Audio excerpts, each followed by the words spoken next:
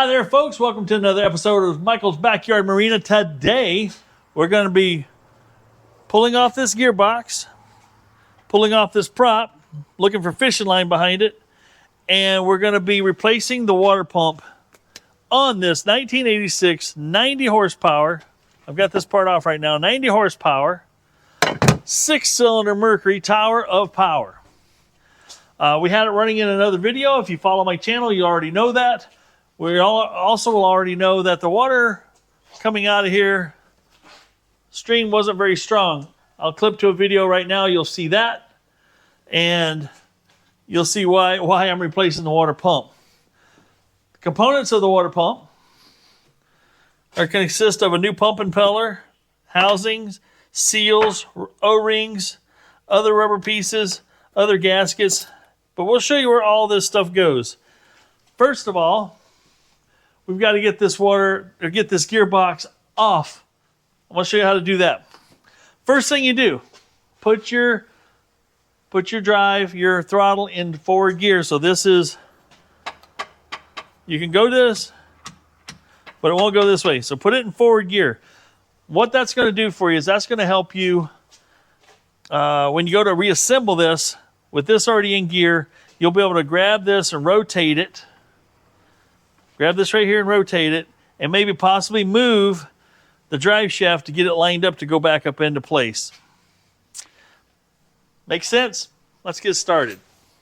There are 7 bolts that hold this gearbox onto the rest of this unit. There's one here, 2, one on the opposite side. That's 3. You got to remove a bolt in here. And you won't remove it. That bolt will just take and let you get this out so you can remove the bolt underneath it. And there's another bolt here and here. And as I go through this, I'll holler out what size socket I'm using so you guys can see this happen. So first one we're going to go for is this. This is a anode, sacrificial anode, so to speak. It also is an anti-rotational skeg, I think is what it is. Don't quote me. But you can adjust this left and right, mostly just one direction, honestly. Let's loosen it up and I can kind of show you what I'm talking about. We'll break it loose. And then, so this thing, it actually goes the same amount both directions. So you can adjust this left. Let's get you in closer so you can see what I'm talking about. See how that's adjustable from there to there? That doesn't look like a lot, but if you notice that your boat at high speeds, not low speeds so much, at high speeds when you're at cruising speed, if your steering wheel is pulling hard one way or the other, this is the secret to make this adjustment one way or the other. I'm not going to tell you what. You have to experiment and play around with it. This is what you do to make that steering go to neutral. I've done that on several of my boats. And you get it adjusted right, you can be at high speed and you can just 2-finger steer that thing. If you don't have it, you're holding on, and if you let go, the thing will go dive one way. Now this bolt will not come out. It's trapped between these 2 housings here, and this is what you're taking off.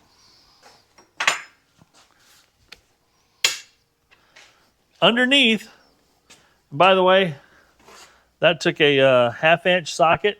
Reaching down in there to get that loose.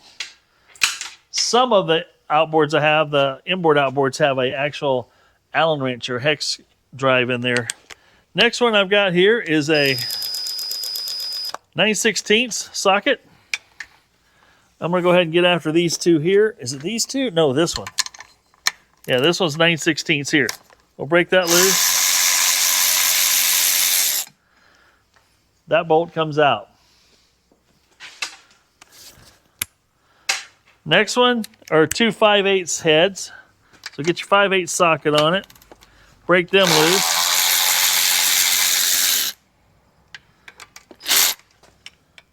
Was that 5/8?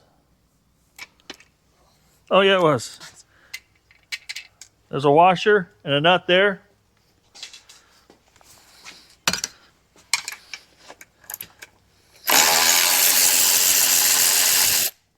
Get my little pick. I like getting them washers out before I drop it, because next thing you know, this hits the ground and you don't find it, or you forget it. So now we got 3 of the 7 bolts, actually 4 counting that one. So we only got 3 more to go. Next, you're going to need your 5/8 wrench.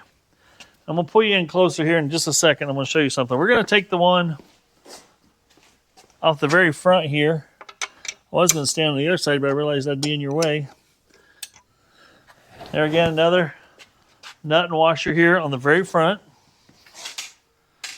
Now we got the 2 side ones left. I'm going to go ahead and start backing them off.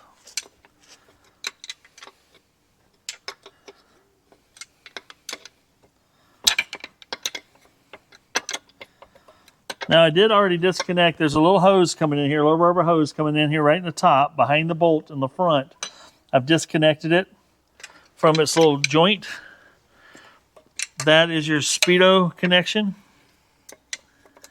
If your boat has that, that's where the speedometer, it's just a hose that picks up water pressure in here and delivers that water pressure up through the hose and makes the gauge tell you what speed it's running. Actually, they're not too bad for accuracy. Now these nuts here that I'm getting ready to take out won't come all the way out yet. They're captive, basically.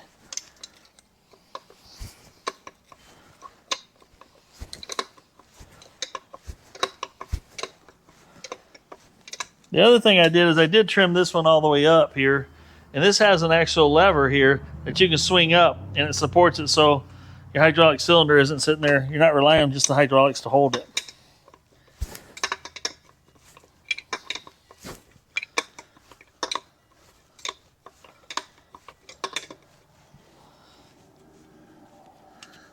Now these nuts will back off just far enough that the nylock part of it will let go. But you see what I mean here? This one's trapped. When you push it all the way up there, you can't get it all the way off. That's key, because when you go to put it back on, you got to jog this thing in, get it started in there, get both your nuts started, and then you can finish pulling it up where it belongs. All right, now that we've got those backed off, I might be able just to bump it by hand. We'll see. Yep. She dropped down some. So now what's holding it is the nuts are holding it, possibly.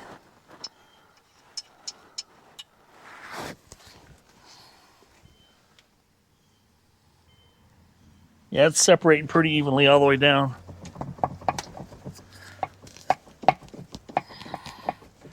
Just wiggling it. Then the nuts will actually go down, and see, now I can get it off. I've got it far enough dropped that the nut will actually come off now. Oh, there we go. Then I'm gonna go ahead and also get the washers in my hand so they don't fall off in my drain grate here. Put them safely on my bench. Last washer. Now, I've got it off this far. This hose is gonna come through. Everything should just slide straight out. So now is when you want to get a good grip on everything. And it's going to come out like that. You can grab a hold of the drive shaft here and gently bring it the rest of the way out. And just that easy, you've got everything in your hand. Now I'm going to go ahead and lay this down for a second, because I got to clear a spot on my bench to work on this. Now let's take a look at this. I've got this set up. You could clamp a couple 2x4s down to a workbench and hang on this thing like this. I've got this on little thing I built with a receiver hitch welded to my bench. So I've got this out here because I do a number of these. So it made sense for me to have a place to set them. I actually have more than one of these on this bench. But now you can see what we've got here. We've got our drive shaft here, which is definitely in need of some grease. Got some soot buildup, exhaust soot built up on that. But take note.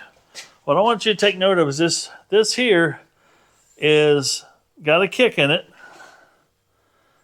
but this kick also allows it to be dead in line with this shaft.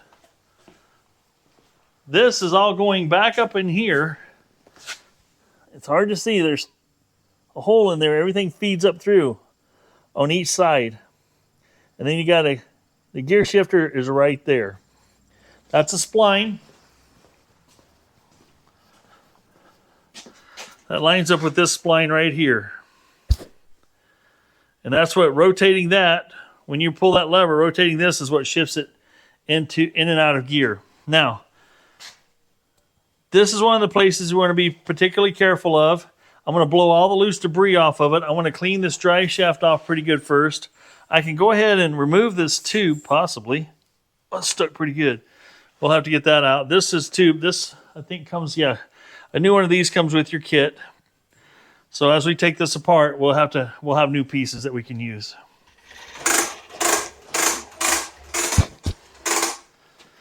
Now is a good time to take an air hose and blow all your loose debris out of this area.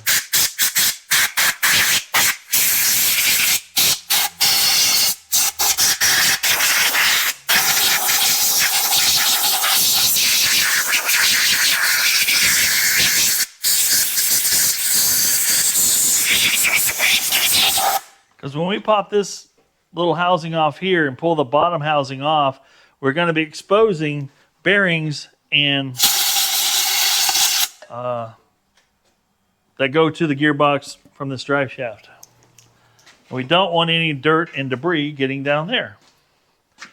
There's also a gasket here, as you can see, that seals off on the bottom of your unit here. Right here, seals up around here. We'll put a little bit of lube back around that so it helps go on easier and not sticky. We'll get all the dirt off of that. But I'll put a little grease on there, and that will allow that to slide on.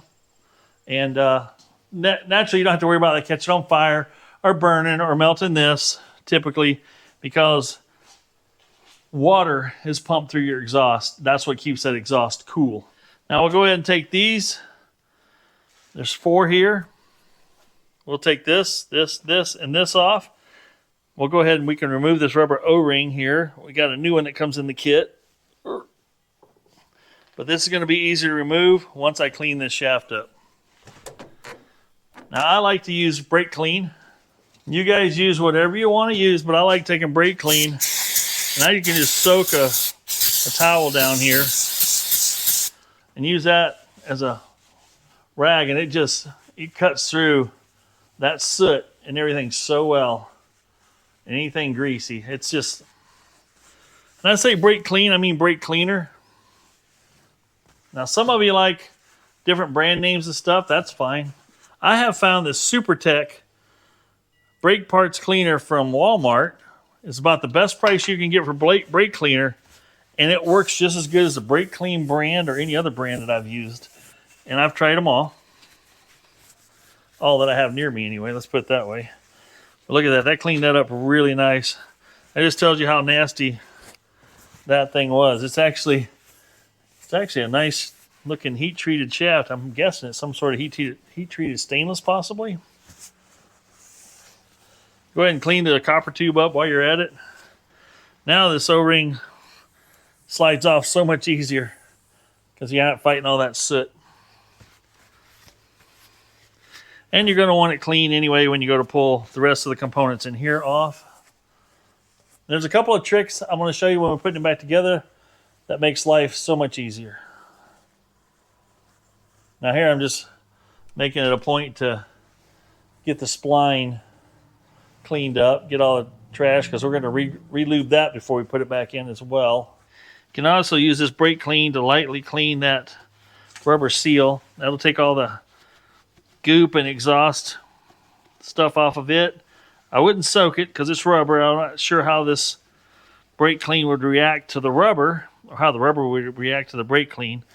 But this way, on a rag, it evaporates very rapidly, doesn't leave any residue at all on that O-ring or that rubber seal. I'm going to go ahead and wipe around this edge here, get that clean. Looks like this front bolt is a 1/2 inch. Now when we tighten this stuff back down, we're not using this. We'll do it by hand because we need to have a feel for what's going on.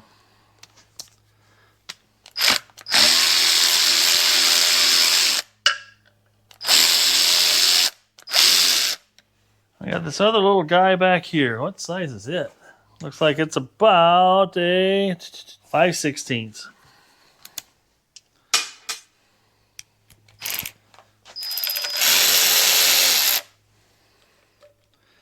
And this one is not messed up. It's actually just looks like a wood screw. It kind of just screws into the plastic. Now I should be able to possibly work that off of there. Let's get a little pry bar, aka screwdriver here. See if I can get this little lift.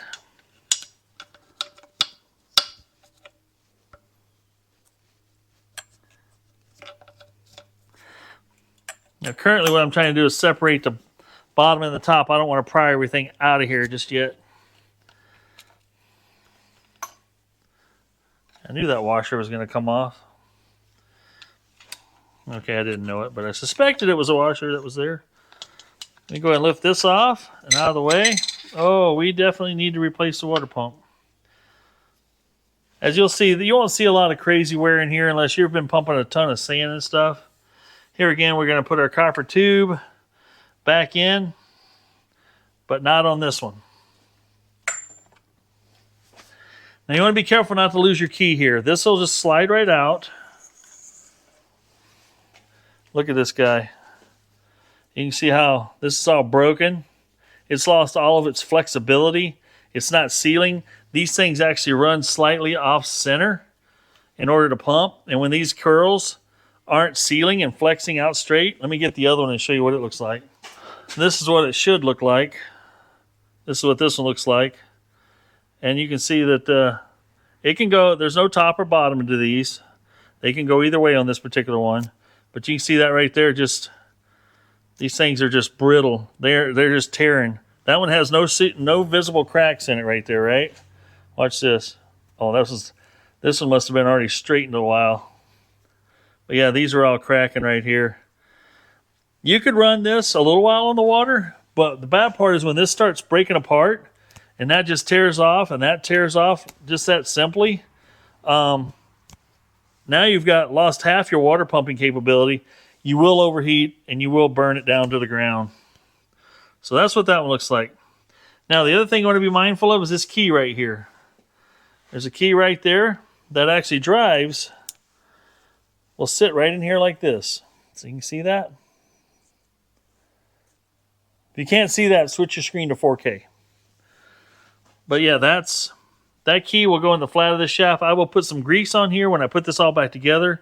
So she's not going to be dry when it starts up. You'll have some lubrication and some water and all that fun stuff. We'll set the key aside. We'll throw the old impeller is garbage. Now, I like to lift this off one piece at a time here because there's a gasket here and a metal plate.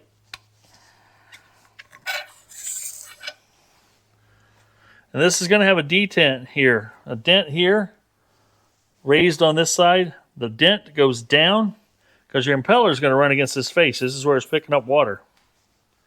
And it also has a gasket on each side, as you can see here. So you want to put it back together with two gaskets. Now I'm going to take the air one more time and kind of gently blow this clean because we've disturbed some dirt by removing the upper part. Don't blow any air real tight down around this shaft. There's your seal in there. Keep the air fluffy so it, lifts and blows. Now is when we can actually start prying against the lower one and trying to get this, see if we can work this out of here. And you're just going to have to work it back and forth gently. You don't want to break it all into pieces. There's an O-ring that's creating friction for you. That's also sealing for you right now. And we can actually do it. If I had two screwdrivers, we could probably wiggle it out a little easier. So let's just kind of just like that. Now it's loose. You want to gently lift this up. Careful. Easy does it, feller.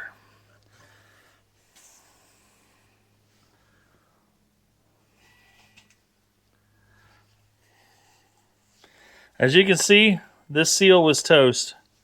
This seal's got a big old mess up in it right here. I don't know if you guys can see that. I hope you can.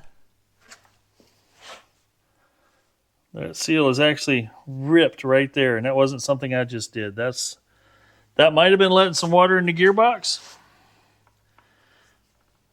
The bearings still sound good. Things still look good, but your Timken bearing is right there. So with that being done, we're ready to put... Oh, nope, we're not ready for nothing yet. Underneath here, looks like there's another gasket. So we're going to be careful not to drop anything in the hole. No dirt in the bearing.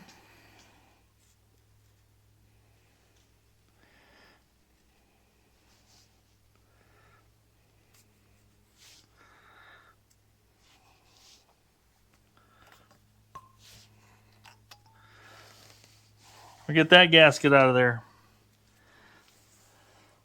That was the spring that's normally inside the seal here that had come out.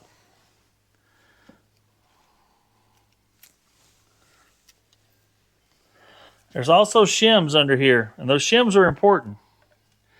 If you take them out, put them back in. Now I'm going to take them out just to wipe them off, make sure there's no grit dirt there. We'll get a little picky pick in here.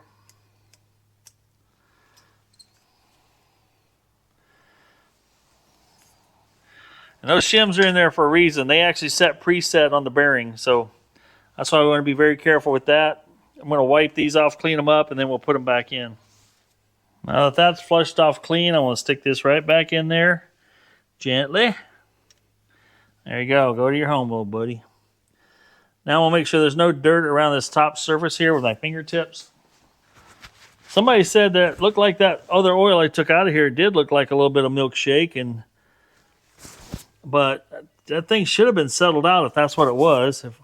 Unless it truly did emulsify back into the oil that bad. But good news is I'm pretty sure this was the culprit.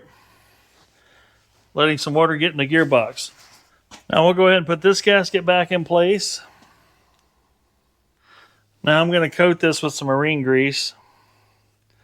I'm going to put some inside the seal here. Now you can see the spring maybe that's on the outside of that seal that puts tension on it, and that's what was gone. And that probably could have happened when this was installed. Who knows?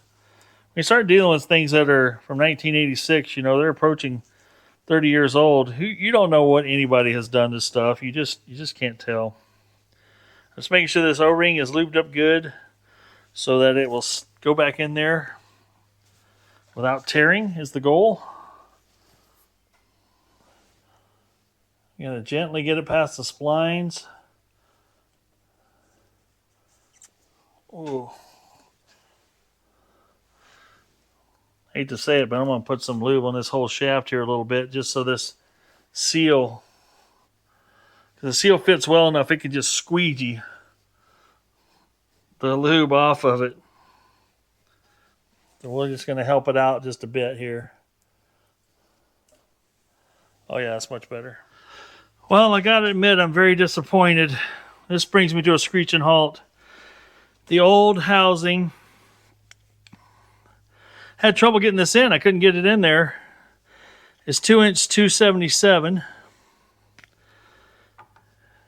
The new one, where everything else looks correct, except for this is 2-inch 349. That ain't gonna fly. I guess we'll leave all this out here, and I'll put some rags around the bearing to keep it from getting gnarly, and see what they're gonna do for me. Well, I guess we'll pick up where we left off when I get things squared away with old marineengine.com. That stinks.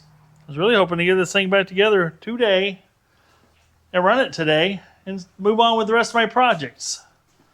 No. Oh well. That's where... And that was a $50-some kit. And I paid $8 shipping for it to get here. So... Sierra Marine failed me. Sierra Marine from MarineEngine.com. So we'll see how they take care of me. We'll let you know. Well, folks, it's the next day, and I got onto this site here. Everybody's familiar with it. And looked up the part number. It didn't say anything. Well, what I did is looked up on my part number on MarineEngine.com. Thought, well, maybe can I get another one, maybe of another brand of that fits that same model number and stuff. And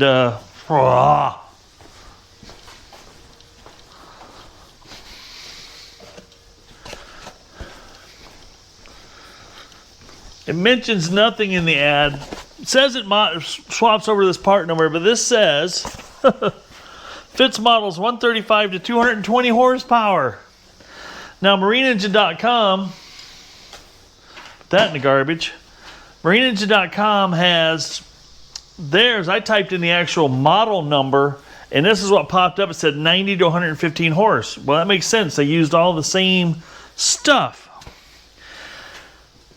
Anyway, I showed you how the measurements were wrong and all that fun stuff, so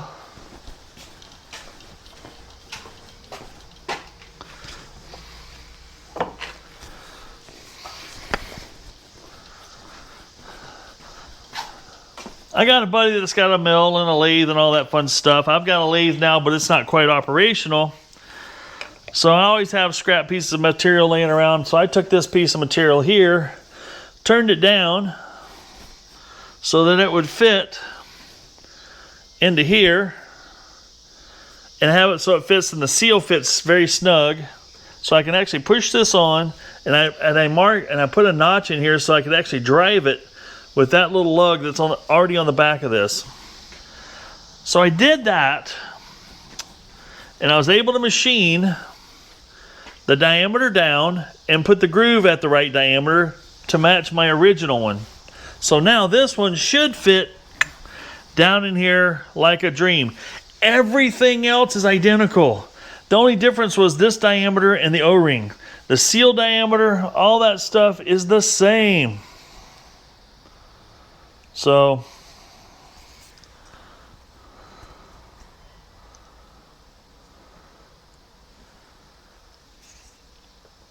either way, the one I got from Amazon, the one I got from MarineEngine.com, I went ahead and machined them both so they match. So now I have a complete spare water pump kit that will fit next time, known for sure, because if this one works, this one will work. Now we're going to get back after it again the next day, because that was the problem. I waited, thought, well, the other kit showed up the very next morning. It was overnight thing or next day delivery type thing, which I was good with that. And lo and behold, it turned out to be the same problem. We're going to re-grease this O-ring. Now what I did do before I tried to put the next one in, because this one didn't go at all, couldn't get it to fit, struggled. Then realized the diameter here was completely different. I was not expecting that at all. So we're going to get some little fresh grease on the shaft here. We've got our gasket already down in here. This O-ring should now pop into the hole. This should be the only resistance I have now to get this down in there where it belongs. And it's going to fit kind of tight. Once you've got that seated, you're going to take your key right here, and we're going to put a little grease on the key so it stays in place. We're going to stick it right there. That way your key don't fall out on you. Let's not put the key in quite yet. Forgot, we got to put all these gaskets on. Now remember, there's a gasket above and below here. And match it up with what was originally there, and hopefully they did it right. You've got this long sweeping one here, and you got the one that's just round with two holes on top. And the little detent here faces down. Because if it faces up, it's just going to chop your impeller up like a cheese grater would. Okay, now I'm going to show you a little trick. I've done this so many times, and I've seen people wrestle. They put zip ties around here trying to get this to bend and conform and do what it needs to do. That's not the way to do it. I mean, it's a way to do it, and you're welcome to do that. But I'm going to show you, and everybody else has shown. I learned it the hard way because I tried that way in the past. I'm going to put a little grease on every surface here. That's going to be rubbing against material on the first startup. Because I don't want this thing to start up dry, heat up, because this thing will build heat fast if it's dry, and it will just mess things up. So we're going to slide this down. Your key's in place here. This gaskets are all in place. You're ready to go, right? Slide this down. Make sure that slides down over your key. Boom. Everything's looking good, right? Now, here comes the trick. The other little trick here is that hole is not in center of that opening. That hole is off-centered. It's eccentric. That's how the pump works. So in order to get this to go on, you grease it up as I have done, get it started here, grab the shaft here, and rotate it clockwise and push down. This is, whoops, I had it going. I let up on my pressure. And it goes right on. And now we're down, fully seated with this going in the proper direction. You can slip your little rubber ring on anytime now. That goes on here. Put your washers back in place.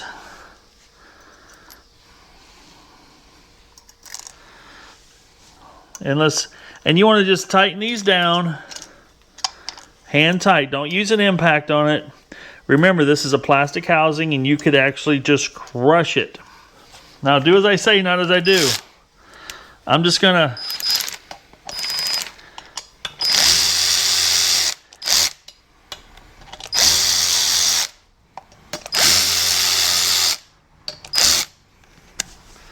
I'm not running these down tight, I'm just getting them started good.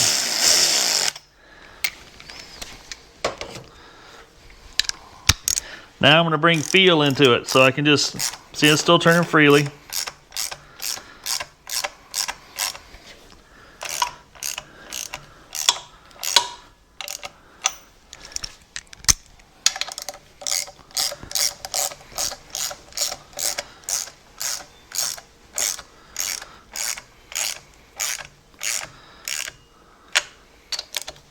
Remember, these are lock nuts, so you don't have the tightness isn't what's holding this nut from falling off. It's the lock nut. That's the nylon in the top of the nut. Now I'm just bringing this down to snug. Now I'm going to go back around, and here I'm just two-fingering this right here, thumb and finger, right? And that's pretty tight. Now everybody's thumb and finger are different strengths, but once you feel a decent amount of resistance that way, stop. You most likely have it tight enough. There again. Now our new water pump's installed. After a little bit of headache of having to do some machine work, but hopefully you don't have to go through that same problem. Now the hoop, we've got a tube here that was mounted here, remember? You remember the tube, the water tube that comes up real close to here? We got to put that in. Now the top of this tube has got a pretty good taper on it. It's designed to fit up into a fitting up top, just like it fits in this fitting right here. So remember, the tall side was up, short side was down. You can see that could kind of go in there and fit kind of snug and hold itself in place.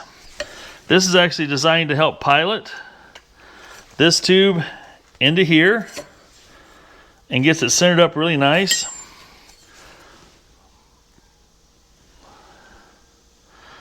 I like putting grease in here just to make that tube go in a little easier and do what it's supposed to do. I'm going to try it the hard way. Now this was originally in here Yeah, see, that's going to flop around too much. Can you guys see that? It was already fixed, been in the other one a long time. This isn't going to rest in the right spot for me here. Since I know this goes on top and is straight behind the shaft, I'm going to see if I can put this up into the other end that way. We're going to put a little grease around the top of it. Okay, we've got that tube up into the power head. We're going to go ahead and put some grease on this here gear, this spline that goes up into the spline. We're also going to put grease on the spline down here on the shift shaft. Now, I'd be lying to you if I said this was easy, but it's not. Because what you're going to be doing is making sure you have at least these 2 washers that go in this area right here, the ones that are captive, that you can get part way in and you start your nuts on, and it holds it in place. Have those 2 very handy. The 2 washers and 2 nuts used for that. Have them within arm's reach of you. We're going to wipe off this exhaust area here. So that goes up in the rubber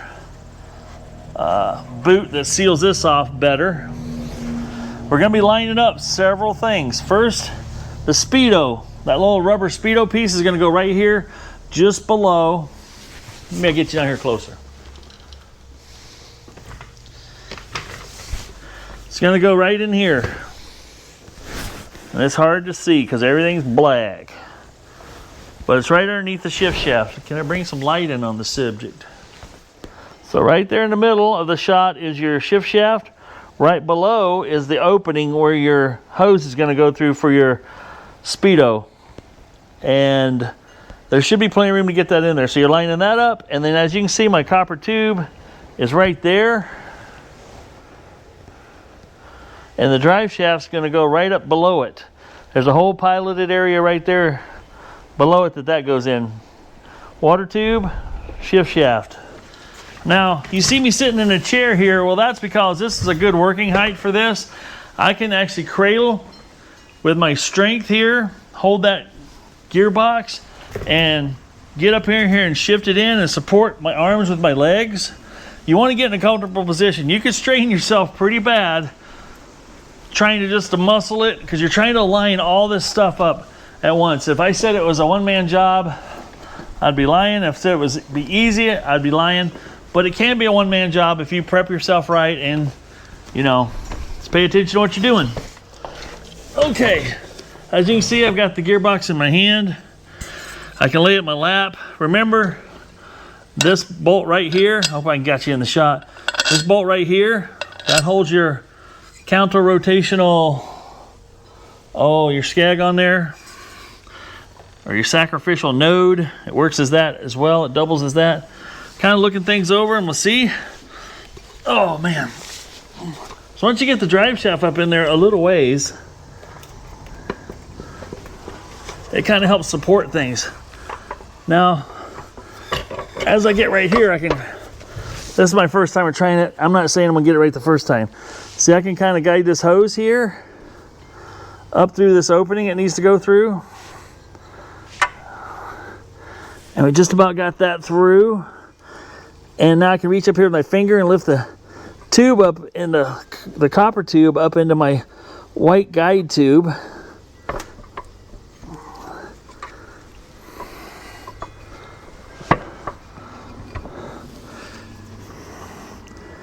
That's all going in there just like it should. I got my tube sticking out through here. I just hit resistance because I hit the bolts. Look at that. Now remember, you didn't take it apart with a hammer. Don't put it back together with a hammer. If you're having to hammer it, you're probably trying too hard. Now I'm wiggling this up in there. And now I've got resistance. Because we've rotated that shaft, right? Now I can take the drive shaft and I can rotate this. Try to get it lined up with the splines.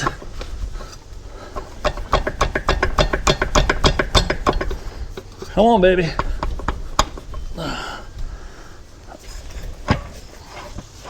We're hitting a hard stop. That's got to be the splines. Just go to your home. Oh, it's the shifter. Oh.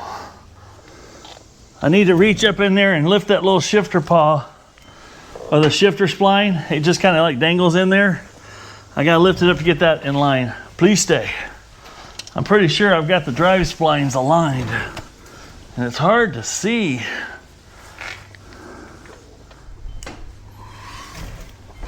Oh, there we go. That's why you want to have these nuts and washers ready, because once you get it going, you don't want to lose ground. And go up just a little bit more and get the nut on this side started. Well, I'm pretty tickled I got that with one try. Put my washer down and get this nut started.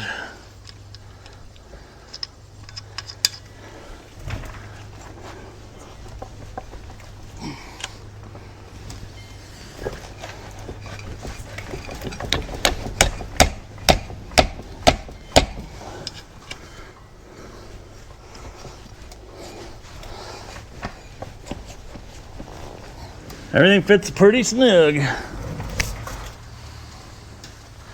I'll go ahead and stick this washer and this nut on the front.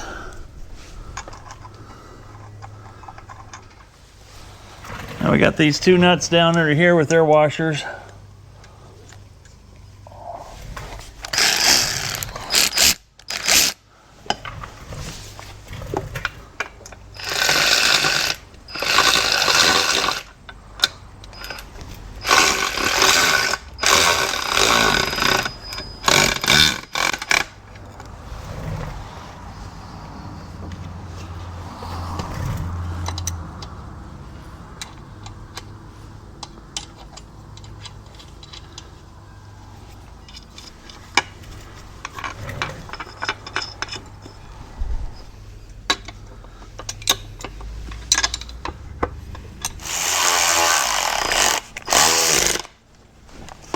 I do like this Harbor Freight wrist saver, I call it, from Hercules, mainly because it doesn't have a crazy amount of torque. It's got enough torque to bring things down snug without twisting it off or applying the pressure, too much pressure to things. And you can always use it like a ratchet to apply that extra pressure, which is nice.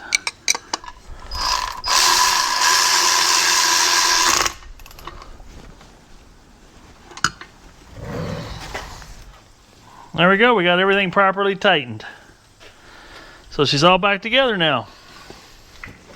It's a good feeling, isn't it? Now what I'm gonna do is I'm gonna shift it back to neutral, because right now we're still in gear. I'm gonna shift it back to neutral.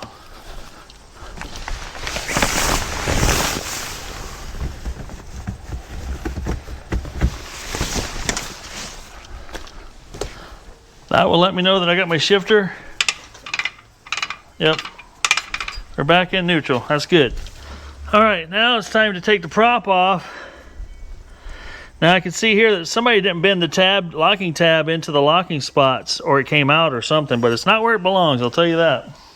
Now this is a 27mm socket. There's probably a standard that fits it pretty close too. So I didn't have to release the star lock collar on here because it was already up. Let's go ahead and pull that off, See how this fits in there? This goes in there and sits in the nut. Then this is supposed to go down and lock in one of these grooves here. I'm hoping this prop comes off fairly easy. Oh yeah, good. Aha! See what we found here? That's why we do this. Gotta pull this collar off. This seal looks pretty good behind here. It's got a metal shield around it. But look at that, fishing line wrapped around it. You get enough of that around there and it'll sit there and just be like sandpaper against that joker and just eat that thing up. Now we got a grease zerk here. And maybe we ought to put some grease on it. Look at all that black grease coming out here. Got a number on the bottom of this prop 48-77-346-19. I'm pretty sure it's a 19 pitch. Put that grease on there, put the washer on it. We'll put the old prop back in place for now.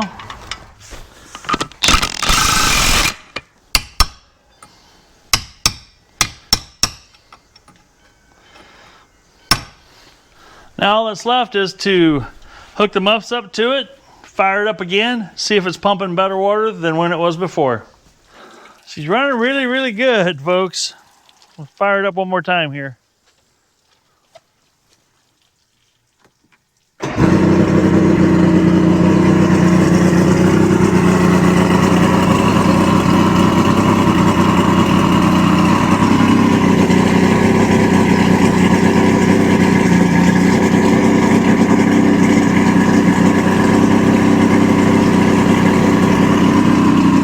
Now some of you might be asking yourself, why'd you put it in a tub of water? Well, I want to see how quiet it is with it buried, the exhaust buried. Plus, let's see if the pump picks up without water on it, which it should.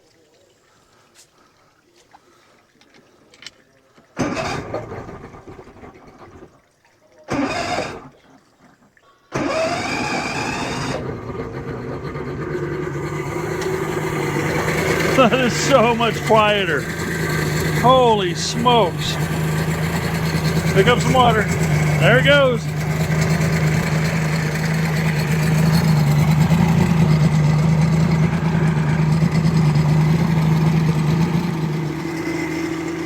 All right, folks, there it is. Running. Pumping water on its own. Nice strong stream. That's a complete success on the water pump fix. Glad we found the fishing line around the prop. I'm not glad that I was there, but glad that I found it. I think what we're gonna do next, maybe put this thing on the water. What do you guys think? As is, just see how it does. We gotta fix the tack on it yet. All right. This is Michael saying if it ain't broke, fix it till it is, and this is how you put a water pump on your 90 horse. Relatively simple job if you got the right lower piece, and I am so glad I bought the complete kit, which made me pull that bottom pump housing out to see that bad seal in there. That might have been why there was a little bit of milkshake in that water. You'd bet your britches I'm gonna check this gear oil after we run it on the lake, and if that's, we'll have to see if that's fixed it. That's my suspicion. That's where the leak was coming from. All right, this is Michael saying if it ain't broke, fix it till it is. We'll see you on the next video. Be good to one another, and I'm out of here. Oh man, love it when a plan comes together.